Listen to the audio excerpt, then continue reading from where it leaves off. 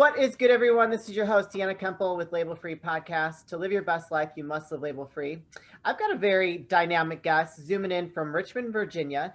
Please meet Steve Preda. He is an entrepreneur, former investment banker, business coach, author of Buyable, which you see right there behind him, and also a podcast host of Serve Traction. Steve, you are quite the man, and you wear a lot of different hats, so you're definitely living label-free. Please introduce yourself and tell the audience a little bit about your background. Hi, Diana. Great to be here. So my background, I started life as a corporate employee, as most people.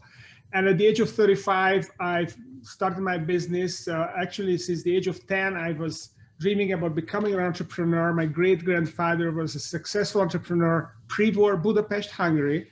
He ran a bakery, which was a top bakery, and he was a top 30 taxpayer in the city, even though I'm sure he didn't pay all his taxes. Who does? No, I'm kidding. You all do, come on. So that was my dream. And at the age of 35, I got fired. I was working for a big bank, and they went through a slow summer, and I was fairly highly paid. And they pushed me out. It was after a merger, and I was coming from the wrong side of the equation. And that was the best thing that happened to me because, you know, I lost my golden cage. I could get out, and I started building my business, and it became quite successful. It was an investment banking business. We helped small, medium-sized business owners to prepare their businesses for sale and to sell it to mostly to international Western European companies, investors. And you know, through so many challenges, I grew the business with stops and starts, and eventually in 2013 I managed to sell it to a private equity group, and we moved over here. And I started, I restarted my life as a business coach, and that's what I've been doing. And in the book Buyable, I basically tell my personal story, and I also tell the story of many of my clients who sold their business, who didn't succeed to sell their business, why it was, and basically how they can build a business, how anyone can build a business that becomes viable if they just pull the right levers over time.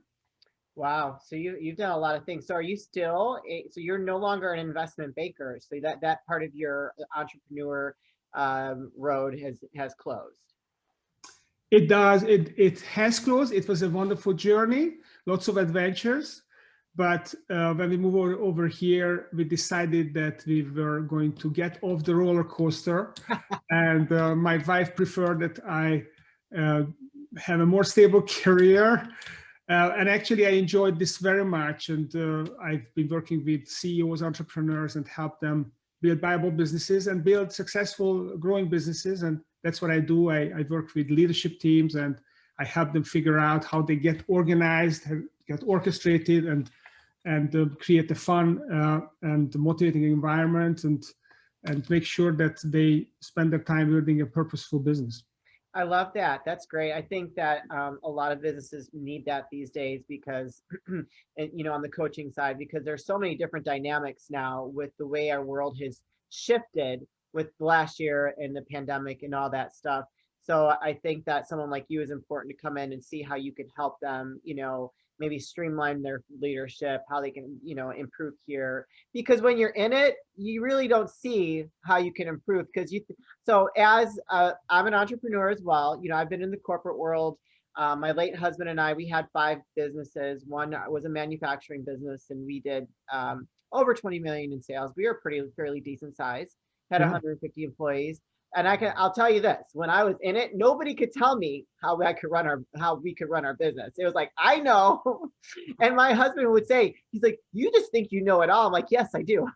I mean, for the most part, I knew my stuff, but at this point in my life, I would definitely be more open to someone helping me see where we could improve, because, there's always room for improvement everywhere. Yeah, and I totally agree with you. So entrepreneurs, they became entrepreneurs because they didn't want anyone to tell them what to do. They were unemployable, most of us. But the idea here is that I only spend a little time with these people and they tolerate me. So once a quarter I come in and I hold them accountable and we set goals and I show them some tools, and then they go back to the business and they execute for another quarter and everything, you know, they control everything. And this is as much as they tolerate. One day a quarter, they basically give me permission to give them some feedback and to help them with some things. And then they are back in the saddle and they're doing their own thing. I love it. So how long were you an investment banker for? About 12 years. Oh, wow. So I started with this bank and did that for a year or two. And then I started my own firm and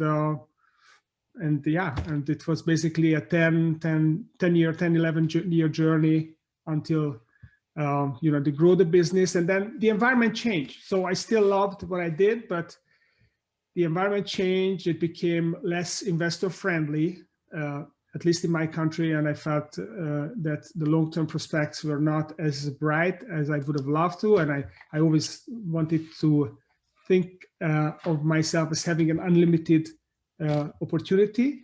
And, you know, that was a limited one. So I thought, okay, let's swim across the pond and be in a bigger market. Welcome to across the pond. Exactly. And try myself in a bigger market and see if I stack up. And, you know, I'm still in the process, but I think that it's not as bad as one might have thought. That's a long time to be involved in you know, doing that. So what was one of your greatest accomplishments during that period of time? Because I'm assuming your book is based off of all the experience that you've gone through with all those different businesses and selling them and you know, all that good stuff. Well, I would say that the greatest accomplishment, I mean, no one asked me this question, but I think it was really to build a great team. Oh, okay. And that was the big thing that I missed after I sold my business. Yeah. That I lost contact with most of my great teams, and we were not working together. Even if we stayed in touch, I was not part of the team anymore, and we didn't have these bonding experiences together anymore. And I'm really proud of the team that I guess I built, or we built together, because initially it was me, but then it was my teammates. I think it was a really unique group.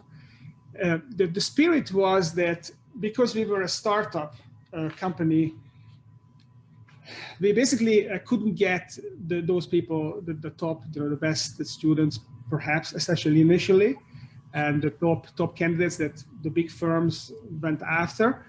So we often picked up people who were overlooked or passed over by bigger firms, by big competitors. And they all had, you know, we all had a stone in our shoe. We wanted to show that we can be better than the big guys. Yeah.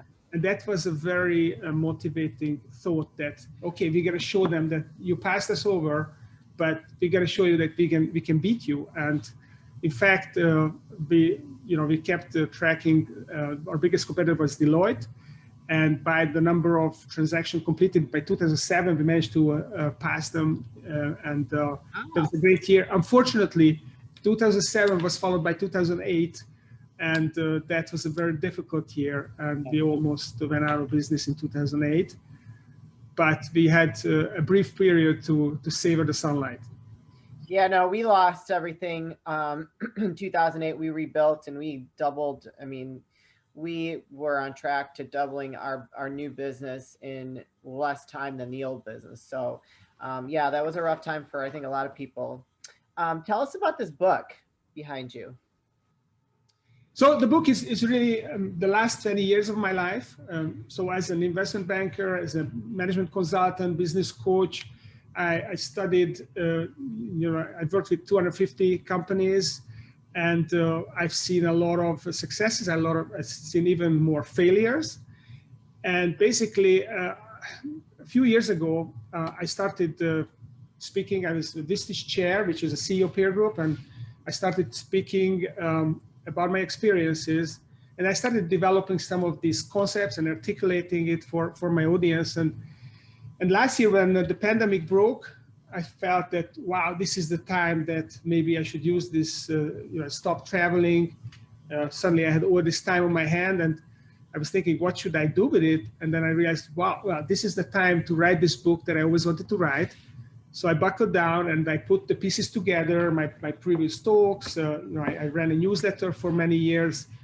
So I had a lot of material. And basically, I put this together, this holistic journey of an entrepreneur, how they think about what they want to do with their business, why they have this business, what is the ideal life looks like for them. And the business is a great vehicle to get you there. Yeah. So that's what the book is about. How do you figure out, first of all, what do you want? What's the ideal life? And then what does it take to get there? Yeah. Often there is a dollar sign, you need maybe a couple of $1 million, maybe more to get to your ideal life, which is maybe to run a different company, maybe to be a philanthropist, maybe it's just to retire. Maybe it's a hobby, maybe you want to own a sports team, whatever it is. And then if you got this number, and I've got some tools on my website that people can go and they can calculate the magic number, they calculate the growth, the value of the company, what it needs to grow to, and they can figure it out. And when you figure that out, you then know you have a target. This is, Sure. My company is at 5 million. I need to take it to 50 million. So this is the growth I need to achieve. And then the next part of the book is about what I call management blueprints. So there are some books out there, some frameworks there for companies to organize their business, to make it much more effective, to make it grow faster, be more profitable, have a better team. So I talk about all these frameworks, the management, there are 7 concepts. These frameworks implement these concepts for you. So people can do that. And then when you have orchestrated your business, then you grow it. And there are value drivers that Sure. you can instill in your business. And when you have grown the business, then you want to groom it. We call it groom. It means to make it really pretty for Right. the investors. So it's going to be attractive. Dress it up like it's going on a date. Exactly. You're going to go on a date and you want to put your best foot forward. Yeah. And then when you found, when you groom the business, you're ready to go, then, okay, how are you going to harvest it? So how do you harvest the value? And it doesn't mean you need to sell the business. You can keep it and just take some chips off the table. There are different ways. I go through the options for entrepreneur, whether it's a sale, minority investor, recapitalization, whatever it is. Sure. So harvest it. I speak about some transaction experiences, what to pay attention to, and then finally, how do you transition? What do you do when you harvest the business? Are you going to stay inside? You go outside, you stay on the board, you go and work in the business. What are your options? What is the psychology of it? What's the mindset? What is the kind of the loss that you might feel when you let go of it? And I bring, again, my own perspective, my own experience and my own business. And that's it. That's the book in a nutshell. That's a lot, though. It sounds like it's a very valuable tool for entrepreneurs. Do you think, in your experience over your last 20 years, do you think most entrepreneurs have an actual plan in place on how they're going to get to that magic number that you're talking about? No, absolutely not. So when I was speaking to these peer groups of CEOs, typically it was between 20 and 30% who even had a magic number. They knew the number that they had to target. Most of them didn't even know that. Most of them actually were totally surprised when we did the exercise to see what that number is, that it was actually lower than they thought in many cases. And even those that had a number, very few of them had a clear plan of how they're going to get there. Even fewer of them had a vision of what they were going to do when they sold their business. And that's really critical because I saw many entrepreneurs, they sold their business, they bought the boat the next day, and they went on the vacations and they took up golf. And within 3 months, they were totally bored out of their minds. They never used the boat. One of them took me out on a ride to basically to show me the great boat, and he couldn't even start it because it was full of water and the engine was rusting. Yeah. So that's the big thing. What are you going to do as an entrepreneur? That's a really big question. And before you figure it out, there's no point thinking about your business even. Yeah, I had to ask that question because I feel like A lot of entrepreneurs, like, we're cut out of a certain kind of cloth where we aren't really employable. I don't know. I tried to work for for corporate the last couple of years, and I'm not working for a corporate right now. So because I have a very hard time with people telling me what to do when I think I know better. But Yeah, you anyways, probably do know better than most people. what's that? Most people around you, you know better. You take more initiative, Yes. and that's part of the motivation. Yes, very true. I'm highly motivated. I was up at 4:30 this morning going to the gym. So, and it's going to be a long day. Like, it's going to be a very long day. So you have some questions here. Let me pick one to ask you that you're prepared to. You can ask me anything. I know, but I like to pick one of the questions. The difference between proactive and reactive entrepreneurs and how their approach determines their financial and emotional success. What is the difference? That is good. That's a good question. So that's a big one. So a reactive, so most entrepreneurs are actually reactive when it comes to exit planning, right? They think that everything's going to be fine. They just buckle down. They just focus day to day. They just try to make the business profitable. But then what happens is life happens. Yeah. And sometimes, we get sick or we get old. That's not an option to not get old. We get old over time. We get sick, and suddenly there is just a tipping point when it's no longer working. You're not able to put in the hours into the business because your doctor advises against it, or you just didn't make the business success. You burn yourself out. You're trying to keep it profitable, and at some point you no longer be able to push it.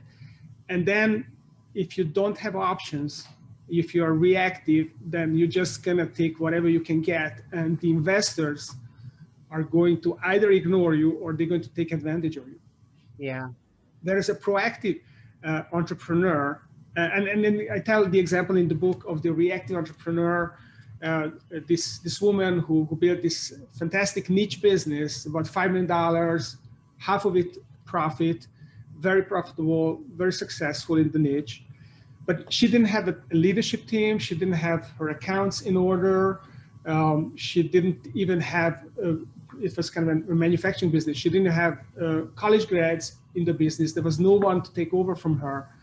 And essentially, it was fortunate for her that we found someone who could come in. We found another company that could fund the whole transaction. And she managed to sell it. She had to, for health reasons, she had a time bomb kicking. She had to get out in 10 months, and she could have gotten twice the money or more if she had been prepared. The other story is these two couples who built kind of a Toys R Us in central Hungary, Toys R Us type of company, which became very successful in the 2000s. And they knew what they wanted to do. The CEO, he wanted to go back. He was a former athlete. He wanted to run the Ice Hockey Association. So he wanted to start this business to free himself up. Another member of the other partner in the business, this was a woman who wanted to, she was an explorer. She wanted to go to the Arctic, the Antarctic. And they really figured this out. They implemented an SAP system, so everything was running smoothly. They had succession leadership in the company. They had processes. So when we went to market, it was very, very easy sale. We had 6 buyers, and one of them bought the business, and they could leave essentially within 2 months. They could all, one of the members stayed in the business because he wanted to, but everyone could leave the business, just hand over the keys.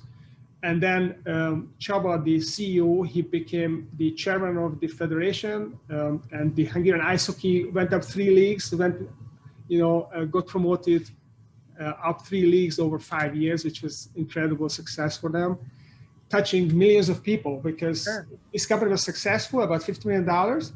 But ice hockey, it's a popular sport and a lot more people are interested. So the impact is actually much, much bigger for him as being in that association and running it.